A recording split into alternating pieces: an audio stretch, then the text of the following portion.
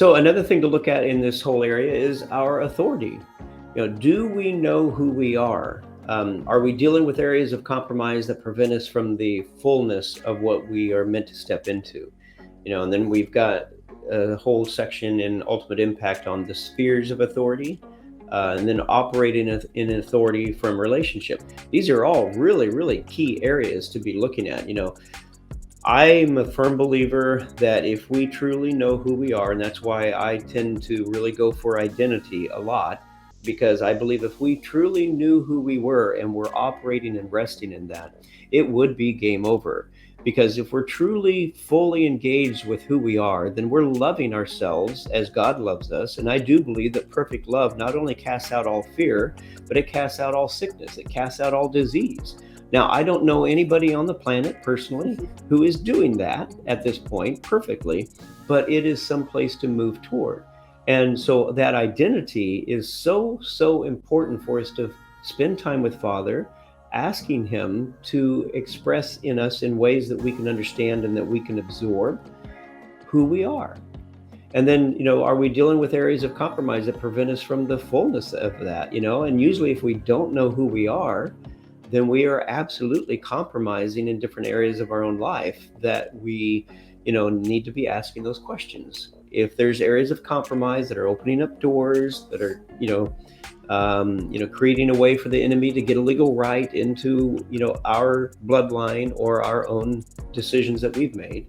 And then those spheres of authority, again, we have spheres of authority that, reach out, but the further we reach out, the less authority we have and the more community we need.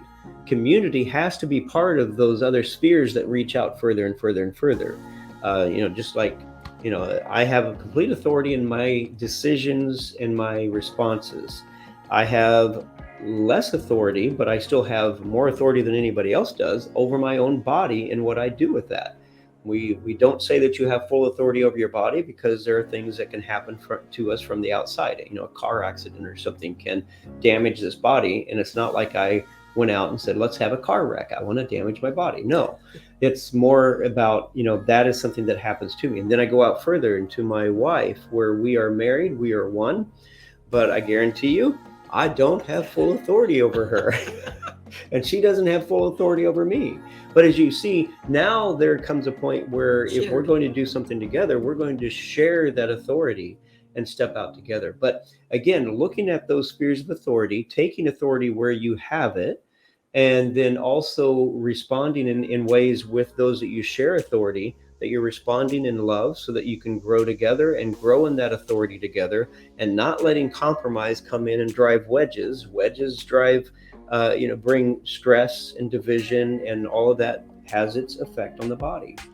And then operating in authority from relationship, as we're just saying that, we need to learn to work together as a community, as a worldwide global community that we're meeting with right now, all of you. We will be moving forward in how do we operate more powerfully as a community as we move forward. How do we then begin to affect one another, even in a healing process for one another? That when we say we stand together, that's not just a bunch of words, that we are projecting our confined energy to be with one another so that we are actually there in the spirit. And it's an actual thing. And we know that and we understand that.